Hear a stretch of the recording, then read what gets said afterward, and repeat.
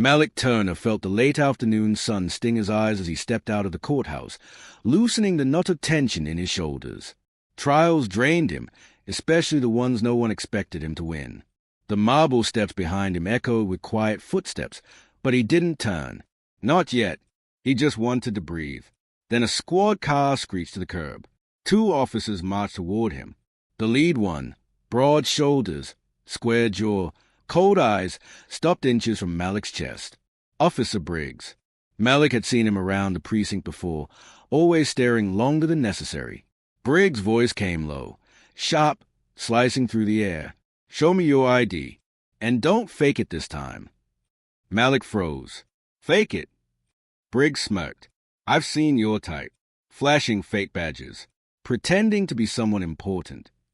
His hand hovered near his holster. "You're impersonating a state official." People slowed. Some stared. Some kept walking. Fast. A familiar heat crawled up Malik's neck. His fingers twitched near his briefcase. He had just prosecuted a violent offender. He had just walked out of a courtroom where justice was done. And now, here on the street, none of it mattered. Briggs stepped closer, breath hot with accusation. "You think you can play the system? Today, you picked the wrong cop." Malik swallowed. "Officer, you're making a serious mistake." Briggs' lips curled. "We'll see about that." The handcuffs clicked open, and Malik realized Briggs had no idea who he was. Malik Turner stepped into the fading daylight, the marble courthouse doors clicking shut behind him. The trial he'd just finished still clung to his nose. Hours of testimony, objections, and whispered threats from the defendant's family. He loosened his tie as he descended the steps, longing for the quiet of his car and the brief peace of a silent drive home. He had barely made it halfway down when a voice cracked through the air. "Hey, you, stop right there." Malik toned. Officer Briggs stormed toward him, boots striking the pavement with hard, deliberate thuds. The late sun cast sharp shadows across Briggs' square jaw and narrowed eyes. Malik stiffened instinctively, unsure what this was about, but already sensing the danger in the officer's stride. "Yes, officer." Malik kept his voice even, professional. Briggs didn't slow. "Show me your ID." Malik blinked. "My ID." "You deaf?" Briggs barked. "Show it. Now." A few people on the sidewalk paused, glancing between the 2 men. Malik's pulse nudged upward. "Is there a reason, officer?" Malik asked, careful with tone, posture, breath. Briggs stepped closer, too close. "Yeah, you fit the description of a fraudster claiming to work for the state. We've had reports. Men like you printing badges, passing yourselves off as prosecutors." Malik's jaw tightened. "I assure you, I'm not." "Save it." Briggs' fingers twitched near his holster. "ID or I'll consider this refusal." Malik exhaled slowly. "All right." He reached into his inner pocket and withdrew his wallet. "Hey!" Briggs grabbed the card, barely looking. His eyes flicked over Malik instead, slow, assessing, dismissive. "This is fake." Malik's stomach dropped. "It is not fake." Briggs lifted the card toward a sliver of sunlight. "Cheap laminate. Bad photo. And Turner." He scoffed. "Please." "It's my legal name," Malik said, heat pricking under his collar. "Yeah, and I'm the governor." Briggs shoved the card back into Malik's chest. Malik steadied himself, fingers curling around the card before it fell.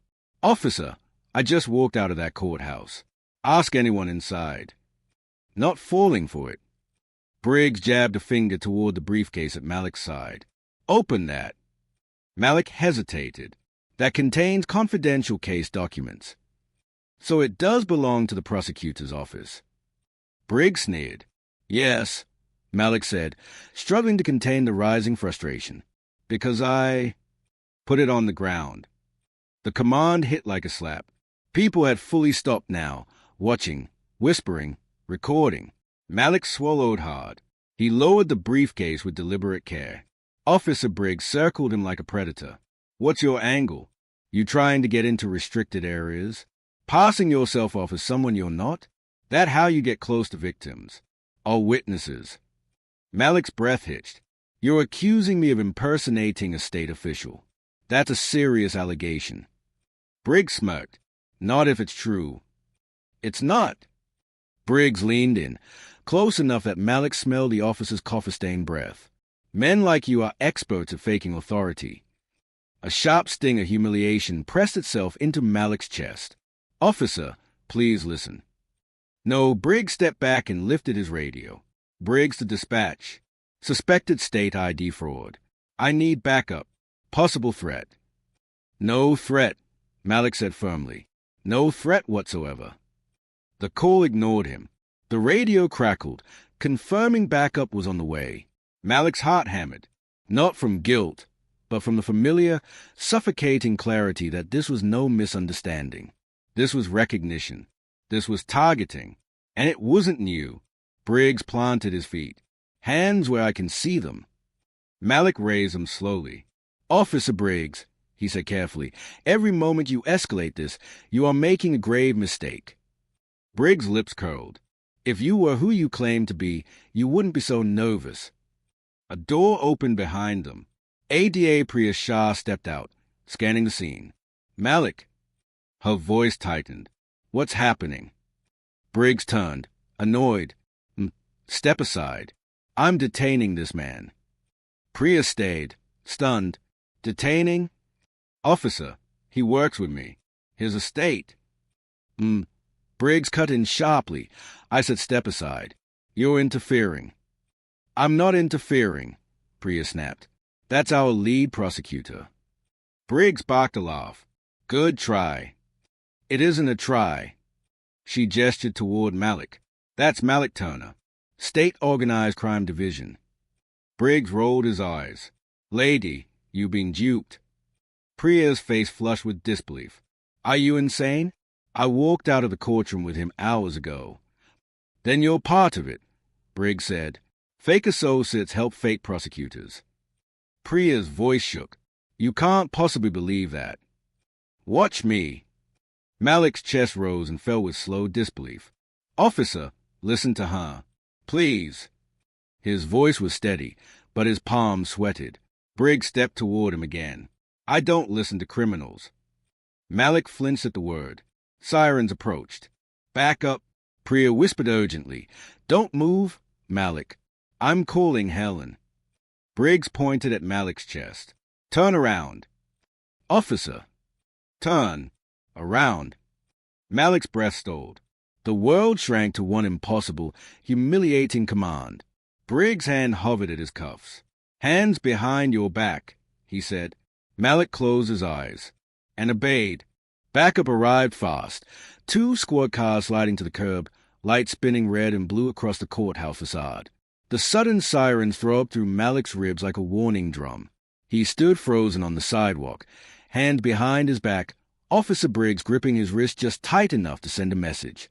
2 officers stepped out, Officer Landon, younger, uncertain, and Officer Davies, older, hardened. Both looked from Briggs to Malik, confused. What's the situation? Landon asked. Identity fraud, Briggs said confidently. This man's been impersonating a state prosecutor. Priya stepped forward before Malik could speak. That is absolutely false. He is a prosecutor. Briggs barked.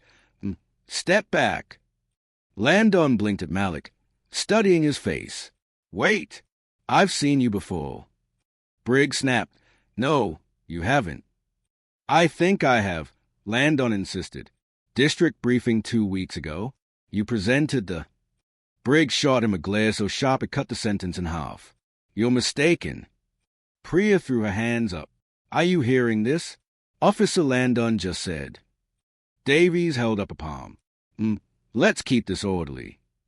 It was orderly, Priya bit out, until your colleague decided to play a hero. Briggs pulled Malik a half step closer. He refused to show real ID. He refused to cooperate. Malik kept his voice low, controlled. I provided my real ID. Fake, Briggs spat. I showed my courthouse pass. Also fake. Priya growled. How can a pass from this courthouse be fake when he literally just walked out of it? A small crowd had gathered now. Phones were out. Whispering spread like wildfire. That him? Is he really a fraud? Did he pretend to be a lawyer? Why is the cop so angry? The humiliation sank deeper, wrapping around Malik's ribs like cold wire. Davies gestured to Malik. So, do you have any other form of ID? Malik nodded toward his briefcase. My bar card is inside. And official documents. Convenient, Briggs muttered. It's true, Priya snapped. I put half those files in there myself. Briggs ignored her. Open it. Davies crouched and flipped the briefcase latch. Files, courtroom notes, sealed evidence logs, orderly, professional, unmistakable, sat inside. Briggs smirked. Could have stolen it. Or, Priya fired back, it could belong to the prosecutor who argued a case today. Davies frowned. Briggs, maybe we should. No, Briggs' voice cut like a blade. His being detained until we verify. Detained for what? Priya demanded. For fraud. For refusing to comply. For suspicion of posing as a government official. Take your pick. Landon's brow creased. But he didn't. Briggs hissed through clenched teeth. Drop it. Something in Landon's posture shrank. Malik's chest tightened. It wasn't just one officer. It was the structure behind him. The silence. The hierarchy. Davies stepped in front of Malik. Sir, I need you to stay still. I'm not resisting, Malik said quietly. Good. His voice was calm, but his eyes darted toward Briggs, fearful, conflicted. Priya dialed rapidly. Helen, you need to get down here. Right now. They are detaining Malik. Yes, that Malik. Briggs scoffed. Calling backup for your backup. Priya glared. I'm calling your boss's boss's boss. Briggs only smiled wider. A teen stepped closer, phone raised. Mister, you okay? Malik forced a small breath. I'll be fine. Briggs snapped. Back up, kid. The boy retreated but kept filming. Malik's throat tightened. This moment, this violation, would be online forever. Not just in whispers, but in pixels. Not just an incident, but a spectacle. Davies cleared his throat. Briggs, can't we just confirm his identity with dispatch? We will. Briggs leaned in, mockingly patient. If he is who he claims to be, he'd have the guts to prove it. I have proven it, Malik said. Repeatedly. Briggs cocked his head. Then why are you sweating? Maybe, Priya snapped, because you're threatening to arrest someone who outranks half the people in this building. Briggs turned slowly. He doesn't outrank me. Landon shifted awkwardly. Briggs, he might be telling the truth. Enough, Briggs growled. Until verified, his being held. Priya nearly screamed. Verified? You have 3 pieces of ID, a briefcase full of legal documents, and a colleague standing right here telling you is legitimate. Possible accomplice, Briggs said flatly. You have lost your mind, Priya whispered. The crowd murmured louder. Why is he not listening? He looks like a prosecutor. Maybe the cop's just profiling him. No way. He'd never risk that in public. Malik swallowed hard. Officer Briggs, he said carefully, what would you accept as proof? Briggs smirked. Something real. Priya scoffed. You'd call the governor fake if Malik handed you a direct line. Probably, Briggs said. Davies hesitated. What about? Briggs shut him down with a look. Malik felt his pulse throb in his ears. This wasn't confusion. This was a choice. A deliberate refusal to see him. Priya paced in tight circles. Helen is 5 minutes away. You're going to regret this. Briggs ignored her, stepping directly in front of Malik again. You think wearing a suit and holding a briefcase makes you important. Malik met his gaze. No, my work does. Briggs sneered. You're working today. Davies touched Briggs' shoulder. We really should. Briggs snapped. Put him on investigatory hold. What? Priya shouted. That's not even. It's legal, Briggs said, and temporary. Davies swallowed hard. Sir, stand still. Malik nodded once, jaw tight. Davies clasped Malik's arm, not violently, but firmly enough to signal surrender. The shame hit deeper than the pressure. The teen filming whispered, "Don't let them break you, mister." Malik breathed slowly. "I won't." Briggs stepped back, arms crossed triumphantly. Priya stood frozen, hands trembling around her phone. Sirens faded as the scene settled into a miserable standoff. Briggs leaned in with a quiet, poisonous whisper only Malik could hear. "You're not who you pretend to be." Malik felt the words slice through him, but he didn't flinch. Not this time. Priya stared at Briggs with fury. "Helen will be here any second." Briggs shrugged smugly. "We'll see," he said, and Malik stood there, detained, humiliated, knowing the moment of reckoning was coming. Helen Vance arrived like a storm compressed inside a 5'4" frame. Her heels struck the pavement with sharp, furious clicks as she crossed the sidewalk toward the cluster of officers. Her silver hair caught the evening light, but her expression was pure thunder. Priya exhaled with visible relief. "Helen, finally!" Briggs didn't tone. This is an active police hold. Step back." Helen stopped 2 feet from him. "Officer Briggs." Briggs looked over his shoulder, prepared to bark again, until recognition hit. His voice faltered. Chief Vance." "That's correct," Helen said, each syllable tight as piano wire.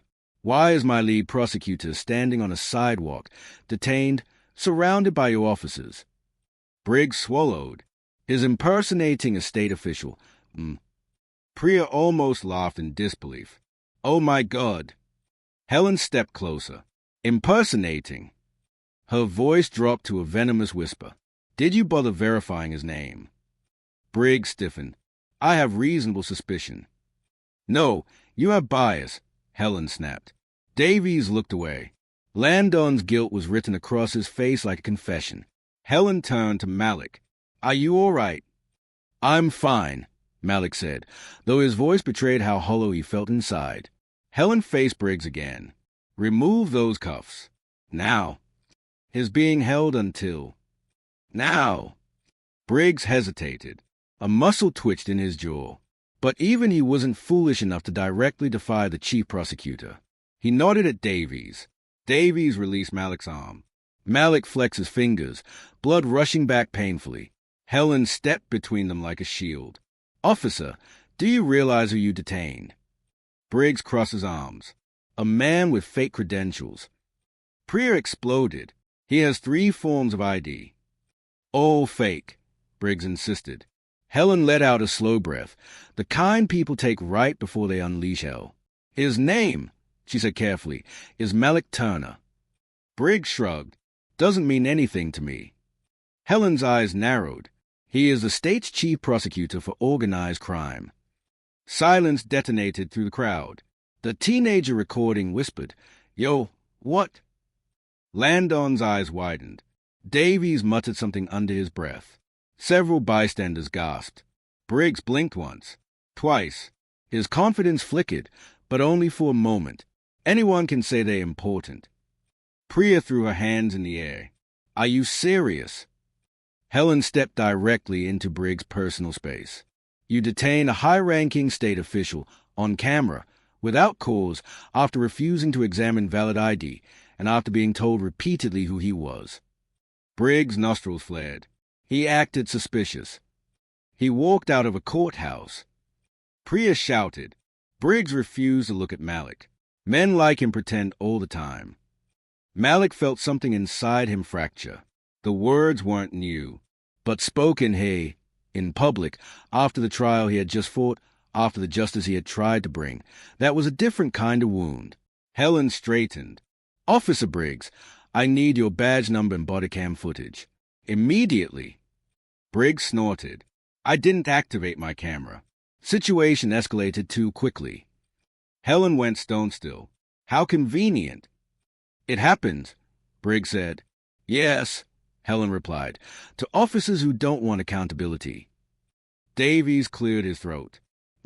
"I did activate mine." Briggs shot him a warning look, but Davies held firm. "Protocol, so." Helen nodded approvingly. "Good. Copy that footage. Send it to the DA's office before the end of the day. Davies nodded quickly. Priya stared Briggs down. I told you who he was. You ignored it on purpose. Briggs clenched his jaw. I acted based on my judgment. Malik finally spoke. Your judgment was wrong. Briggs scoffed. Doesn't mean anything. People make mistakes.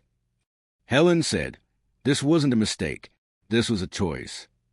Briggs exhaled sharply and muttered, shouldn't look suspicious if he wants respect. The crowd reacted audibly. What did he say? Is he crazy? Dude's digging his own grave. Priya stepped toward Briggs, fury vibrating in her voice. Say that again. Briggs didn't. Helen turned to Malik. Do you want to file a complaint? Malik hesitated. The weight of the moment pressed against his ribs like a hand trying to crush him. His instinct wasn't revenge. It was exhaustion. A deep, bone-level exhaustion from too many battles like this one. No, Malik said softly. Not now. Priya blinked. Malik.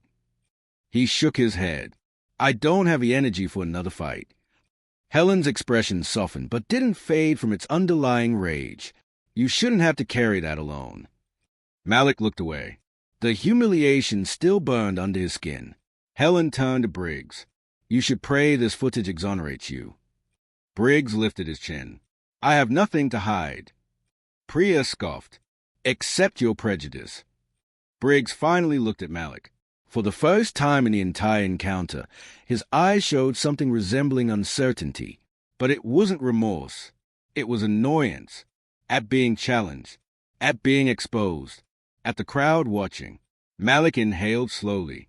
Officer Briggs, you need to know something. Briggs folded his arms. What? Malik stepped closer, voice low. I win cases for a living. I deal with men who threaten me, lie about me, and try to destroy me. But what you did today... He paused. It's the only time I've ever felt powerless. Briggs looked away. Helen touched Malik's shoulder. Let's get you out of here. The crowd parted as they walked. Some murmured apologies. Others stayed in shame. The teenager filming lowered his phone, guilt flickering across his face. Malik didn't blame him. The boy didn't cause the humiliation. He only captured it. As Malik reached his car, he felt the tremor in his hands. He climbed inside, closing the door gently, breathing in the quiet. Priya leaned down to the window. Are you sure you don't want to file a complaint? Malik stared at the steering wheel. I'm sure. Helen cleared her throat. Malik, this won't end here. The union will come after you. They protect their own, even when the truth is obvious. I know, he whispered. Priya said softly, you didn't deserve this. Malik nodded once. No one does. He started the engine. As he pulled away, his reflection wavered in the rear-view mirror. And the moment Briggs had reached for his holster replayed again, uninvited. That was the moment he knew the fight wasn't over. Not even close. Malik sat in his office the next morning, staring at the blank incident form on his screen. The cursor blinked like a taunt. Helen had insisted on at least a minimal report. We need something official on record, but even this felt like another mountain to climb. His fingers hovered over the keys, then retreated. Every word felt like reopening the humiliation he had barely survived. Priya stepped in quietly, holding 2 coffees. You didn't go home last night, did you? Malik rubbed his eyes. Few hours. Didn't help. She set a cup on his desk. Helen wants a report before noon. I know, he murmured. You're allowed to say how you felt, she said gently. It's not weakness. Malik shook his head. I'm not putting emotions in something the union will dissect like vultures. Priya hesitated. They are already preparing a defense for Briggs. Malik looked up sharply. Already? She nodded grimly. A memo circulating. The union claiming you were verbally aggressive, non-compliant, and attempted to evade verification. Malik stared at her, stunned. None of that happened. I know. She pulled a folded paper from her jacket. Someone leaked it. Malik scanned the memo, each line heavier than the last. Subject: incident involving suspected impersonator. Narrative forthcoming. Recommend immediate union protection for Officer Briggs. Further down, Turner exhibited refusal to cooperate, created public disturbance, and escalated verbal hostility. Officer Briggs maintained protocol. Malik slammed the paper down. Protocol? He humiliated me on a sidewalk. Priya's jaw clenched. And now they're rewriting the story before you even tell it. Malik leaned back, exhaling shakily. This is why I didn't want to file anything. They turn reality into whatever protects their own. Priya crossed her arms, which is exactly why you should file something. If you don't speak, they own the narrative. Malik didn't respond. A soft knock interrupted them. Helen entered, a folder in hand, expression stormy. We have a problem. Malik chuckled bitterly. Just one. Helen ignored the joke. She dropped the folder on his desk. Inside were new screenshots, headlines already circulating. State prosecutor questioned an ID fraud incident. Police union, officer followed protocol. Witnesses say man refused to prove ID. Malik's stomach twisted. Already? It hasn't even been 24 hours. The union feeds reporters before facts exist, Helen said. We're playing catch-up. Priya folded her arms. Briggs is getting interviews tonight. Cable news. His spokesperson says he's being unfairly targeted for protecting public safety. Malik felt heat crawl up his throat. Of course he is. Helen's Saturday. The metal chair creaked under tension. I spoke with the Attorney General this morning. Malik tensed. Let me guess. He wants it buried.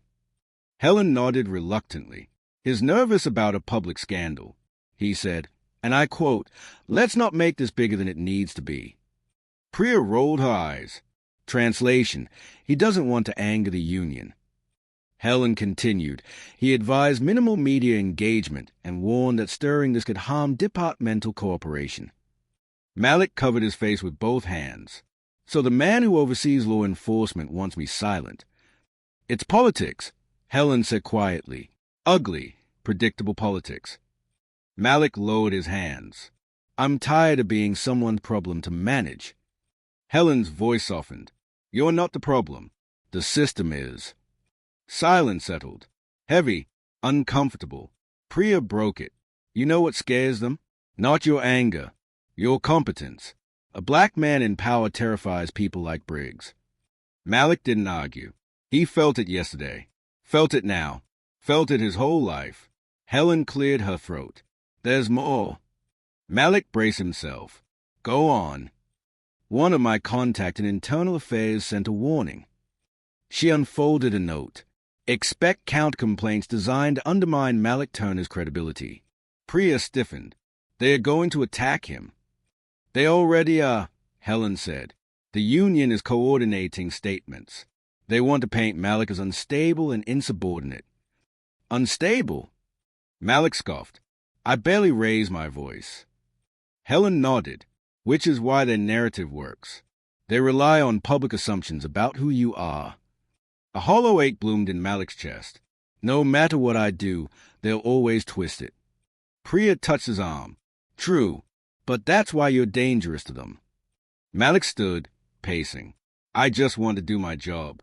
I don't want to fight the union. I don't want national attention. I don't want this. None of us do, Helen said. But it's here. Malik approached the window. The city stretched outward, buildings, traffic, people moving with purpose. He wondered how many of them already believed the headlines. How many would question his authority in court tomorrow? How many would whisper behind his back? Priya's phone buzzed. She glanced at it, then froze. Oh, God! Malik toned. What? She handed him the screen. A video clip was playing. Briggs being interviewed outside the precinct. His uniform neat, posture rigid, voice rehearsed. Briggs said into the microphone, I approached the suspect based on consistent behavior patterns associated with impersonation fraud. He refused lawful orders, displayed hostility, and attempted to deceive responding officers. I stand by my actions. The reporter asked, Are you aware the man claims to be a state prosecutor? Briggs smirked. Anyone can claim anything. Malik's veins iced over. His doubling down. Priya whispered, his lying on camera. Helen sat straighter. This changes things. Malik shook his head. No, this proves my point. There's no winning. People will believe whatever fits their worldview. Helen stood. Not if we expose him. Malik hesitated. Silence stretched. His voice came small, brittle. I'm tired, Helen. I'm so tired. Priya approached him. Then let us fight with you. But Malik wasn't ready. The shame still lived too close to the surface, raw and unprocessed. Helen slid a file across the desk. Read this. Malik opened it. Inside were screenshots, timestamps, and a name circled in red. Officer Briggs had been in the courthouse lobby hours earlier, watching conclusion of Malik's trial. Priya crossed her arms. He targeted you intentionally. Malik felt the world tilt. He knew who I was. Yes, Helen said, and he did it anyway. A long, painful quiet filled the room. Malik finally sat down, breath shaky. Then this isn't just about me. No, Helen whispered. It's about every person he's ever done this to. Priya nodded firmly. And every person he will if he stays silent. Malik stared at the file, pulse unsteady. The humiliation had cracked him. But this truth, it began to turn something inside him. Slow, heavy, deliberate. Resolve. The clip spread faster than Malik expected. By noon, his phone buzzed nonstop. Texts, emails, missed calls, social media tags. Some messages came from colleagues offering support. Others were less kind. Liar. How many fake badges you got? Another one pulling the race card. You think you're above the law. Malik silenced his phone, but the notifications still flashed across the screen like tiny detonations. He tried focusing on case files, but every sentence blurred into static. His hands trembled slightly when he reached for a pen. Priya stepped into his office quietly. It's getting ugly out there. I know. Malik didn't look up. She hesitated. Your brother called me. He's worried. Malik rubbed his forehead. He shouldn't be dragged into this. Here's your family, Priya said gently. People who love you don't wait for an invitation to care. Malik didn't respond. He stared at his desk, at the documents he could barely read, at the shadow of his own humiliation stretching across every corner of his life. A soft knock came from the doorway. Malik's younger brother, Amir, stepped in, tall, energetic, eyes full of fire. He shut the door behind him. Why didn't you call me? Malik sighed. Because I knew what you'd say. You mean the truth? Amir fired back. That you need to fight this publicly. Amir. No, Amir interrupted, pacing. This is insane. You didn't do anything wrong. And now the whole world thinks you're some kind of criminal. Do you know how that feels to watch? Malik looked away. Yes. Amir paused. Anger softened into something else. Hurt. You're my big brother. You're the reason I'm in law school. The reason I believe in justice at all. And now they're dragging your name through the dirt. Priya whispered. He's trying to protect you. Malik closed his eyes. I know, but going public makes everything worse. For who? Amir demanded. For you? Or for them? Malik exhaled slowly. Both. A beat of silence thinned the air. Then another notification pinged on Malik's lock phone, this time a news alert. Officer Briggs speaks out. I followed protocol. Full interview tonight. Amir's fist clenched. He's doing a media tour. Priya nodded grimly. The union is pushing him as a hero. Malik pressed a hand against his chest, as if steadying something inside him. I don't want to become the story. My cases matter more than this circus. You are the story, Amir said, voice breaking slightly. And they're writing it without you. Helen entered then, holding a manila envelope thick with documents. Her expression was carved from stone. Malik, you need to see this. Amir muttered, another hit piece. No, Helen said. Internal affairs documents. Leaked. She handed the envelope to Malik. Read the last page. Malik flipped through pages of reports. Complaints against Briggs, most marked unsubstantiated, withdrawn, or insufficient evidence. He reached the final page. A highlighted paragraph hit him like a punch to the sternum. Officer Briggs expressed intent to check Prosecutor Turner after observing him in court. Comment overheard by 2 officers. Malik froze. Priya leaned over his shoulder. He did target you. Amir whispered. They knew. They all knew. Helen folded her arms tightly. He bragged about it. Thought no one would report it. Malik swallowed, voice shaky. Why didn't they? They were afraid, Helen said. Briggs has friends in high places, the kind who bury complaints for sport. Malik looked at her. And now those same people are burying me. Helen lowered her voice.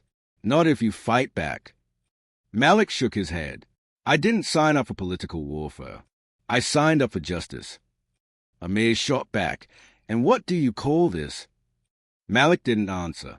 A hollow ache filled his chest, the sinking realization that no matter how many cases he won, no matter how many criminals he put away, he still lived one wrong glance away from being treated like a threat. Priya pulled another document from the envelope. There's more. Look at this email. Malik read. Ensure control of narrative before Turner files complaint. Coordinate statements. Prepare to discredit. The sender was someone high in the police union. Malik stared at the page, throat tightening. Discredit me how? Priya hesitated. They are saying you raised your voice and showed aggressive posture. They are trying to paint you as dangerous.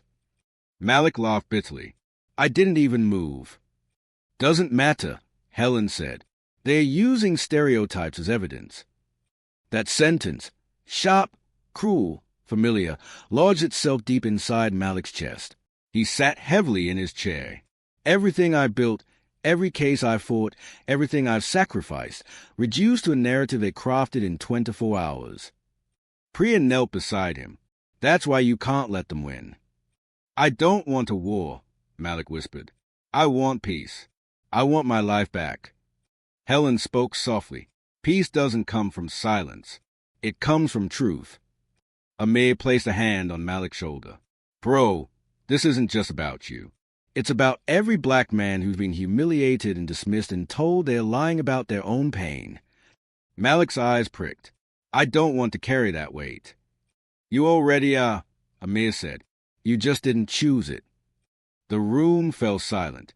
Priya exhaled shakily. Malik, you're not alone in this. We'll fight with you. Every step. Helen nodded. But you have to let us. Malik stared at the leaked documents, at the lies, at the coordinated smay. Then he saw the final sheet again, the proof Briggs had watched his trial. He knew exactly who I was, Malik whispered. And he did it anyway. Priya nodded. Yes. Why? Because, Helen said softly, he wanted to put you in your place. Malik looked up, jaw tightening, not with rage, but with something deeper, steadier. Resolve. Slow, deliberate, rising like a tide. Fine, he whispered. Then I'm done being silent. Amay smiled through worry. There he is. Helen straightened. Good, because things are about to escalate. Malik took a breath, the first full breath he'd taken all day. Let them, he said, and for the first time since the encounter, he felt something return to him. Not dignity, not justice, not yet, but control. Internal Affairs scheduled the first round of interviews within 48 hours. The speed was unusual, almost suspiciously so, but Helen insisted it meant the Attorney General felt pressure. They want this handled before it explodes, she said as she escorted Malik down the hallway toward the IA conference room. That can work in our favor. Malik offered a small, humorless smile. Can't imagine anything working in my favor lately. Priya joined them, clutching a thick binder of notes. Today might be different. Inside, a panel of 3 IA investigators sat behind a long table, neutral expressions, files open, pens ready. Officer Briggs sat in a chair to the left, legs spread, posture smug. His union representative, a thick-necked man with a clipped mustache, sat beside him, arms folded. Briggs didn't look at Malik. He didn't have to. The smirk already said everything. Helen leaned down to Malik. Remember, answer clearly, calmly. You're the one telling the truth. Malik nodded, and Saturday, the lead investigator, a woman with sharp eyes, began. Mr. Turner, we're reviewing the event from the afternoon of August 14th. We'll start by hearing Officer Briggs' account. Briggs leaned forward confidently. Thank you. As I documented, I approached Mr. Turner because he matched the description of a suspect using forged state credentials. When asked to provide identification, he refused, verbally escalated, and attempted to conceal items in his briefcase. At that point, I initiated a lawful investigatory hold. The investigator scribbled something. And did you recognize Mr. Turner at the time? Briggs didn't blink. No, never seen him before. Priya's jaw tightened. Helen whispered, Wait. The investigator toned. Mr. Turner, your response. Malik spoke evenly. Officer Briggs did not recognize me. He was in the courthouse earlier that day. He watched the closing arguments of my trial. At least 2 officers confirmed overhearing him refer to me afterward. Briggs stiffened, eyes narrowing. That's a lie. Malik kept his gaze steady. Your presence is recorded on lobby security footage. You stood by the elevator at 2:13 p.m. I passed you on my way in. Briggs hesitated, just half a second, but it was enough. The union rep leaned in, whispering sharply. Briggs nodded, regaining composure. Coincidence. My shift started nearby. Doesn't mean I knew him. Malik said, After the encounter, Internal Affairs received a leaked statement from officers who overheard you saying, and I quote, going to check that prosecutor later. Briggs' face reddened. Hearsay. The investigator held up a hand. We'll address those statements shortly. Officer Briggs, please describe the moment Mr. Turner allegedly escalated. Briggs sat taller. His tone shifted. He got aggressive, stepped toward me. Priya shot up from her seat. Absolutely not. Helen touched her arm. Let him finish. Briggs continued. He questioned my authority repeatedly. That's escalation. Malik couldn't help the incredulous laugh that escaped. Asking why I was being detained is not escalation. The investigator turned to Malik. Did you raise your voice? No. Did you step forward? No. Briggs scoffed. Of course he'd deny it. The investigator turned sharply. Officer, control yourself. The union rep bristled. My client is under attack here. Helen leaned forward. He put a state official in handcuffs. The room tightened. The investigator cleared her throat. We have additional evidence to review. Officer Priya Shah submitted a request for city street camera footage. The union rep frowned. Footage? What footage? Priya opened her binder calmly. A poll camera across from the courthouse captures the entire interaction. Briggs' jaw dropped. That camera wasn't supposed to. His rep elbowed him. Hard. The investigator gestured. We'll play it now. A monitor flickered to life. The video began, low resolution, monochrome, time-stamped. Briggs approaching Malik. Malik stepping back, palms open. Priya entering the frame. Crowd gathering. Briggs ignoring IDs, reaching toward his cuffs, leaning into Malik's space. The room went still. Briggs muttered, camera angles misleading. The investigator rewound, zoomed. Officer Briggs, here you are smirking before making contact. It's not a smirk. Helen raised an eyebrow. Looks like one. Priya added, looks like recognition. The investigator paused. Officer Briggs, you stated repeatedly under oath that you did not recognize Mr. Turner. However, your body language suggests familiarity. Briggs shifted in his seat. Interpretation. The investigator wrote something. We'll evaluate that. The union rep leaned forward aggressively. My client acted with protocol. Priya cut in. Protocol does not include lying. Malik exhaled slowly, watching Briggs unravel.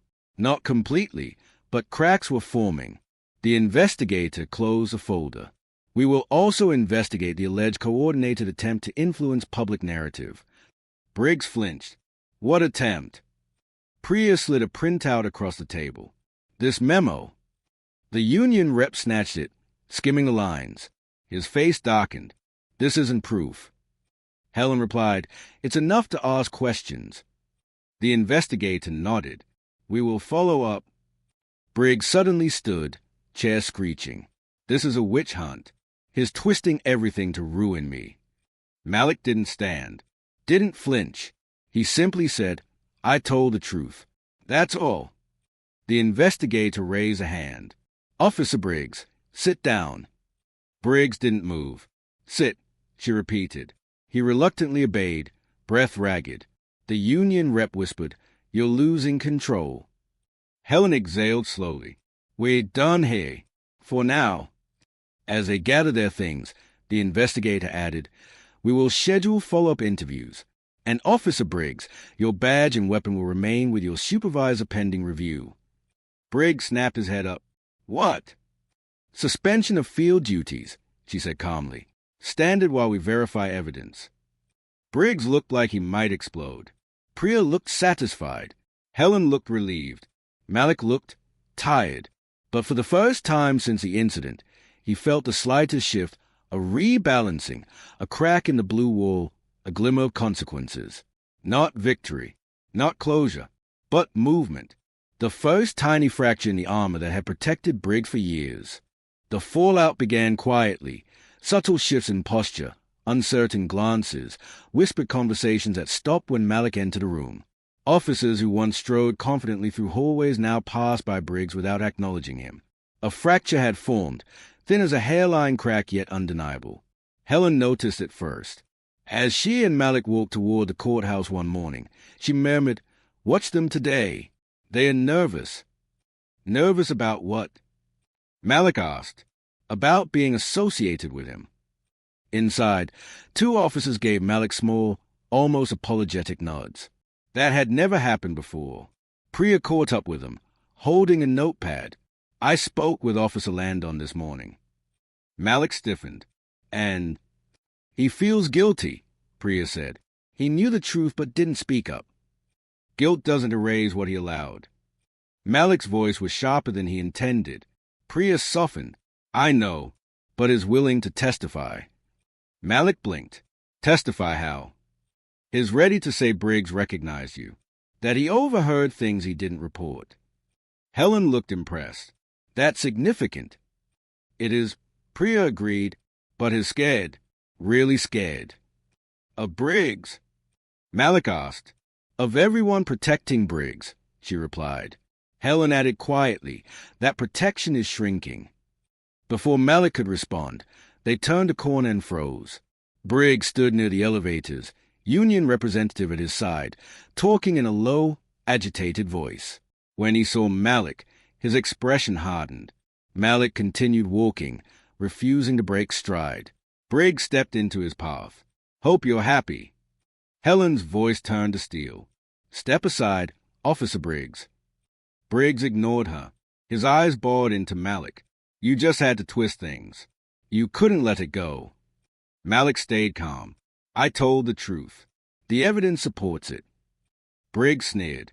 "Only because your people leaked footage." Priya laughed bitterly. "Your arrogance leaked this entire mess." Briggs leaned in, voice a low growl. "You think you've won? I still have the union.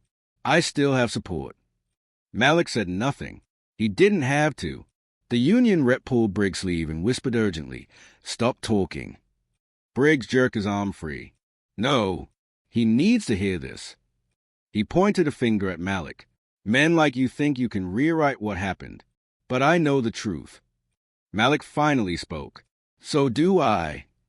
Briggs clenched his jaw. "This isn't over." Helen stepped forward, her voice razor-sharp. "You're right. It's not. Internal Affairs is expanding their investigation. You're facing suspension. And the Attorney General is preparing an inquiry." Briggs paled. "What inquiry?" Helen's stare was cold. "Department-wide misconduct. Patterns of abuse. Cover-ups." Priya folded her arms. "Your name appears in a lot of those complaints." Briggs blustered. "Baseless. All of them." Malik met his eyes. "Were they?" Something flickered in Briggs' face. A crack. A split. But he didn't answer. The elevator dinged. Briggs stepped in, giving Malik a look filled with venom, and something else. Fear. As the doors closed, Priya exhaled. His unraveling. Helen nodded. Blue walls rarely collapse all at once. They crumble person by person. Later that afternoon, Malik sat in his office reviewing case files when a soft knock sounded. He expected Priya or Helen.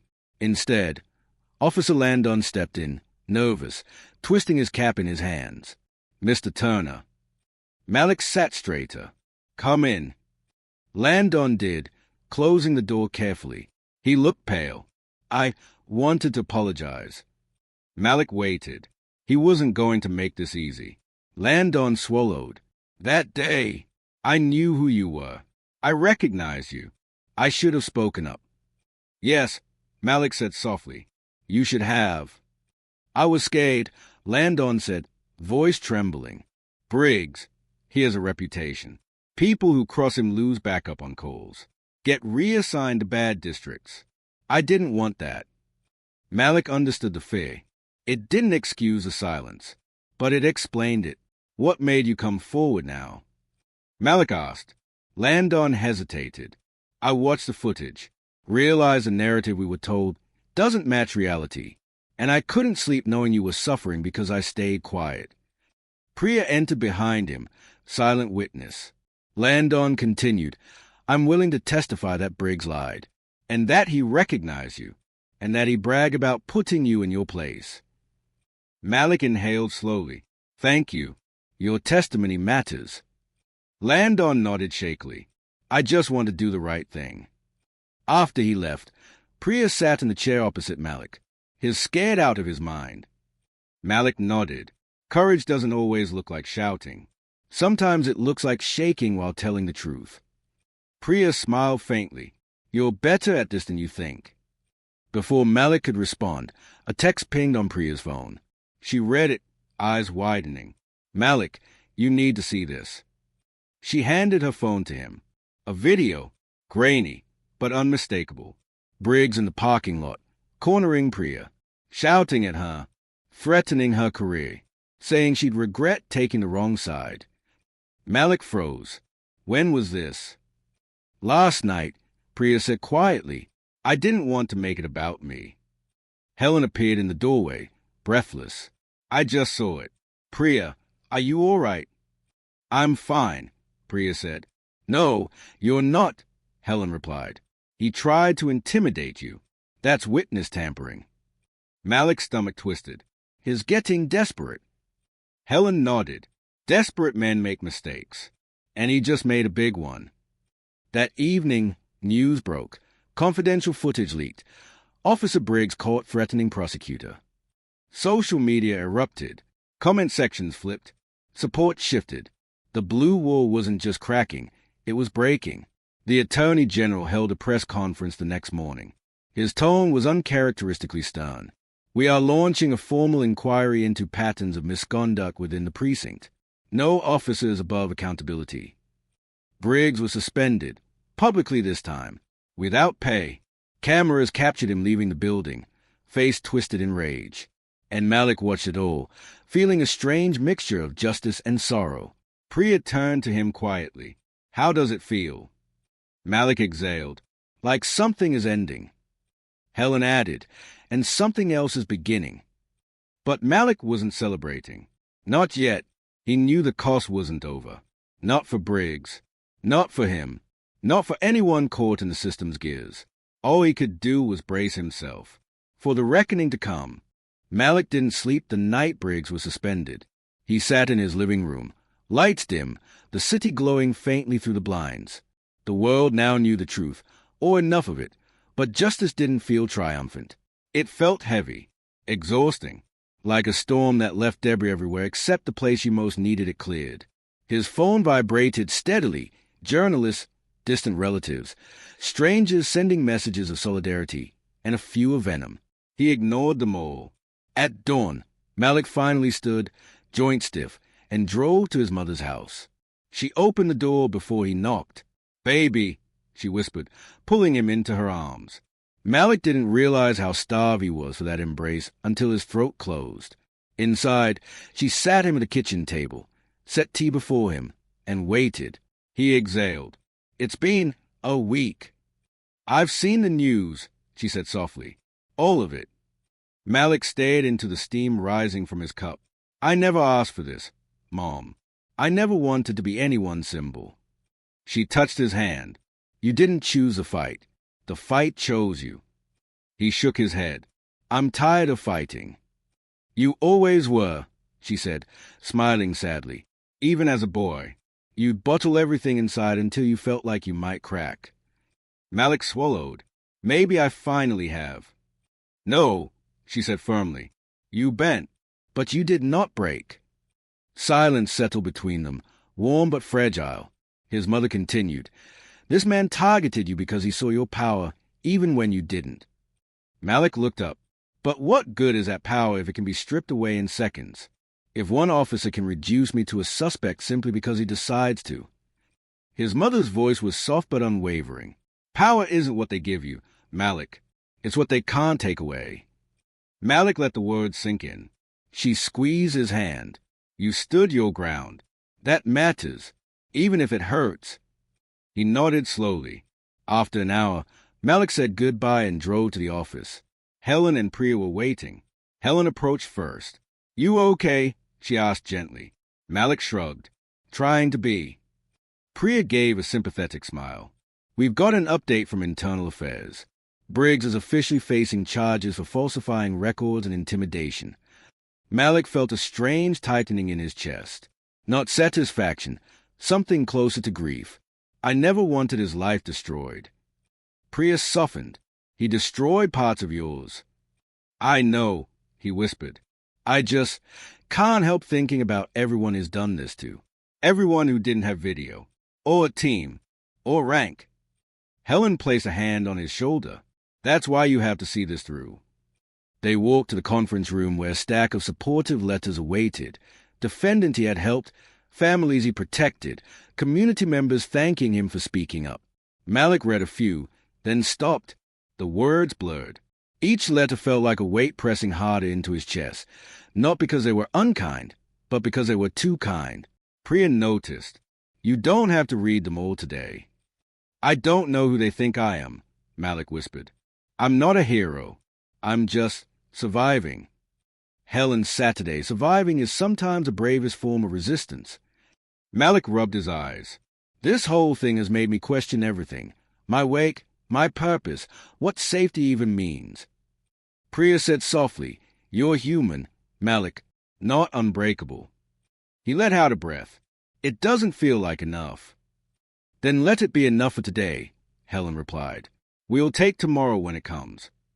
Later that afternoon, Malik walked the courthouse steps for the first time since the incident. Each step felt different, heavier, yet strangely freeing. Some people stared, others offered quiet nods. A few approached him with soft words of support. But Malik didn't slow. He simply breathed through the noise, the weight, the memories. At the top of the steps, he paused. The sun warmed his face, and for a moment, he stood perfectly still, letting the quiet settle over him. A court clerk passing by gave him a small smile. "Glad you're back, Mr. Turner." Malik returned the smile, faint but genuine. "Me too." Inside, his colleagues greeted him, some awkwardly, some warmly. No one said the wrong thing, but the silence carried its own weight. People now saw him differently, not just as a prosecutor, but as someone who had been publicly broken open and stitched back together under camera lights. Priya met him outside his office door. "Helen wants to know if you're taking a few days off." Malik shook his head. "I need to work." Priya smirked. "Thought you'd say that. But be careful. Healing isn't linear." "I know," he said quietly. She hesitated. "There's something else. The press want a statement. They want you to speak at tomorrow's inquiry announcement." Malik stilled. "A statement?" "Yes. The AG thinks it would show unity. And courage." Malik turned toward his office window, staring down at the city, its complicated beauty, its flaws, its quiet resilience. He took a slow breath. "I'll do it." Priya nodded. "We'll help you prepare." Malik stood at his desk, touching the surface lightly. Everything here felt familiar, but he didn't. He wasn't the same man who had stood on these steps a week ago. Something had shifted, deeply, painfully, irreversibly. Not broken, not destroyed, just changed. He closed his eyes a moment, then opened them with a steadier breath. "Tomorrow," he whispered, "I speak." And for the first time, the thought didn't terrify him. It felt necessary. The auditorium was packed, journalists jockeying for angles, microphones clustered like metal flowers around the podium, cameras humming. Malik stood behind the stage curtain, adjusting the cuffs of his shirt with trembling fingers. Priya watched him closely. "You don't have to be perfect," she murmured. "Just honest." Malik nodded, though perfection wasn't what scared him. It was visibility, vulnerability, the weight of speaking a truth that had cost him sleep, dignity, and peace. Helen joined them, holding a stack of notes. "The Attorney General will introduce you. Keep your remarks to 5 minutes." 5 minutes to summarize a lifetime, Malik said quietly. Helen softened. "Just tell them what they need to hear. Not everything you've lived." The lights dimmed, signaling the start. The Attorney General approached the podium, his voice steady. "Today, we launch a formal inquiry into patterns of misconduct and accountability failures in law enforcement. We are joined by the state's chief prosecutor for organized crime, Malik Turner, whose recent experience underscores the urgency of reform." Applause erupted. Cameras pivoted. Malik's throat tightened. Priya whispered, "Go." He stepped onto the stage. The bright lights hit him first, warm, blinding, unyielding. The room, once loud, fell silent. Malik gripped the podium. "When I walked down the courthouse steps last week," he began, voice low but steady, "I thought my hardest battle was behind me." A murmur rippled through the room. I had just finished a difficult trial. I believed justice had been served. But the moment I stepped outside, he paused, breath shaking. I became a suspect again. Cameras clicked. The sound was relentless. A man with a badge decided I didn't belong. Decided my ID was fake. Decided my words meant nothing. And for a moment, just a moment, I believed him. Gasps moved through the crowd like a wave. Malik continued, "Because this wasn't the first time I've been profiled. It wasn't the first time I felt small in front of someone with authority. And I know I'm not alone." He looked out into the sea of faces, finding no hostility, only anticipation. "But this time," he said, "there were witnesses. There was footage. There were colleagues who refused to stay silent. There was truth that could not be buried." Behind the cameras, Priya blinked away tears. Malik's voice grew stronger. "Accountability cannot depend on luck. Justice cannot depend on who happens to be watching. If the system only works when the cameras are rolling, then it is not a system, it is a performance." Soft applause began, hesitant but growing. Malik raised a hand gently, stopping it. "I am not here to punish one man. I am here to expose a pattern. A pattern where misconduct is buried, complaints disappear, and officers with histories of abuse keep their badges until someone with power challenges them." He took a breath, steady now. "But power didn't protect me. It won't protect the people without titles, without legal teams, without anyone believing their word over an officer's." A silence full of gravity settled. "That is why this inquiry matters," Malik said. "Not because of what happened to me, but because of what has happened quietly to so many others." Finally, his expression softened. "I stand here tired, shaken, still healing. But I stand. And I will continue to stand until we build a system where dignity isn't a privilege, but a guarantee." Thunderous applause broke out. Reporters leaned forward, capturing every frame. Malik stepped back, exhaling as though releasing a decade of tension. Helen and Priya greeted him backstage. Priya whispered, "You did it. You really did." Malik shook his head. "No, we just started." The inquiry moved fast, faster than anyone expected. The leaked footage of Briggs threatening Priya had turned public opinion sharply. More officers came forward quietly, echoing patterns of intimidation and cover-ups. Internal Affairs released preliminary findings within days. And then came the breaking point. Briggs was arrested. Not quietly, not in a back office, but publicly, in front of a crowd of cameras. The news alert flashed across Malik's phone. Officer Briggs indicted on charges of falsifying records, witness intimidation, and obstruction of justice. The video clip showed him being escorted out of the precinct, face tight with fury, wrists bound by the same kind of metal he once prepared for Malik. Priya watched the footage beside him in the office. How does it feel? Malik didn't answer immediately. The emotions were too tangled, relief woven with sorrow, justice tangled with hurt. He finally said, "It feels necessary." Helen entered, carrying a stack of new documents. "There's something else." She handed Malik a printout. He read the headline, "State launches Task Force for Police Accountability. Prosecutor Turner appointed as chair." Malik looked up, stunned. "Chair?" "You've earned it," Helen said. "And frankly, you're the only one who can do this with integrity." Priya grinned. "We always knew you were the one to lead reform." Malik exhaled slowly. "It's a lot." "Yes," Helen said, "but you won't be doing it alone." Before he could process the weight of the appointment, there was a knock at the door. The teenager who had filmed the original incident stepped in, older than he seemed on camera, nervously clutching a backpack. Malik stood. "You're Jamal, right?" The boy nodded. "Yeah, I, wanted to say something." Malik waited gently. "I didn't film you 'cause I wanted it to go viral," Jamal said, voice trembling. "I filmed 'cause I don't know. I thought maybe no one would believe you without proof." Malik's chest tightened. "You were right." Jamal blinked quickly. "My mom said I should come here and say, I'm sorry you had to go through that." Malik knelt slightly, meeting him at eye level. "Don't apologize. You helped me. You helped expose the truth. I'll never forget that." Jamal swallowed. "Really?" "Really," Malik said. The boy smiled, a small, hopeful thing. As Jamal left, Priya whispered, "That right there, that's the real change." Malik looked at the doorway, heart heavy but steady. "No," he said quietly, "it's the beginning of it." 3 months passed. The city looked the same, traffic humming, courthouse steps worn by years of footsteps, the skyline unchanged, but Malik felt different moving through it. Calmer, perhaps, heavier in some ways, lighter in others. Not healed, not entirely, but grounded.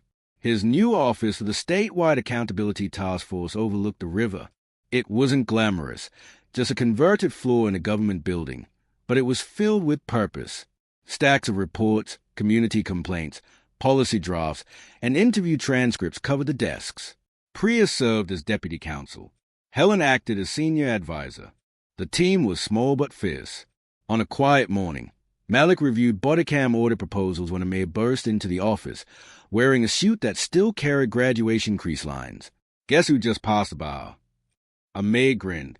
Malik stood, a smile spreading. "You did it." "Top 10%, a maid said proudly. "Use you as inspiration in my final essay." Malik groaned. "Don't do that. You'll make me emotional at work." A maid pulled him into a tight hug. "You survived hell and turned it into a path for others. If that's not inspirational, what is?" Malik didn't argue. He simply held his brother a moment longer, grateful. Priya walked in with a stack of files. "Congratulations, Amay. Now get out before Malik starts pretending he doesn't cry." "I don't cry," Malik protested. Priya smirked. "Sure you don't." After Amay left, she placed the files on the desk. "These are the precincts requesting training. And by the way, your task force funding was approved." Malik blinked. "Already?" "Unanimous vote," she said.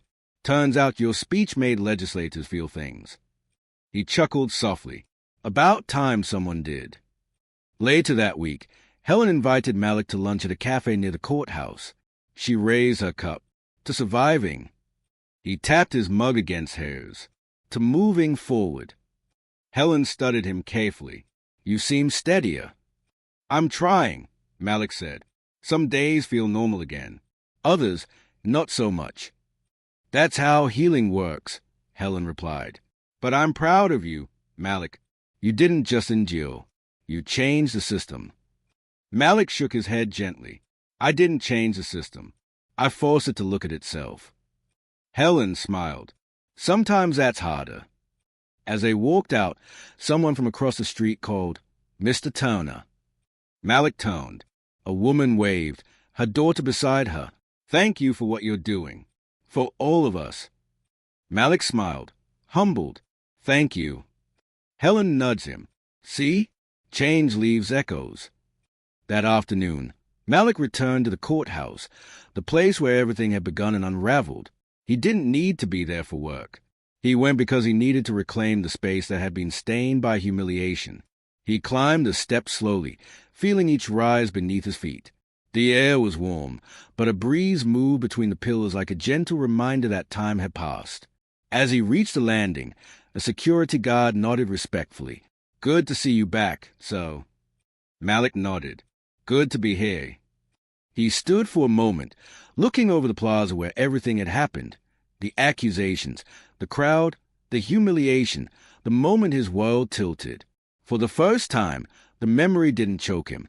It simply existed, painful, undeniable, but no longer defining him. Inside, colleagues greeted him with warmth. Some apologized again, some offered support, some said nothing but gave soft, affirming nods. Malik accepted all of it with quiet grace. Walking through the hallway, he found Priya waiting. You made it without turning around, she teased gently. Malik smirked. A few months ago, I wouldn't have. And now, he said, it feels like mine again. Priya linked her arm with his, as it should. That evening, Malik stood on the balcony of his apartment, watching the city lights flicker like a constellation scattered across concrete. The world felt big and fragile, but for once, Malik felt steady within it. His phone buzzed with a new notification. Briggs sentenced T.O. 18 months for falsifying records and intimidation. Malik stared at the headline. No triumph surged through him. No satisfaction. Just a quiet, complicated release. Priya called moments later.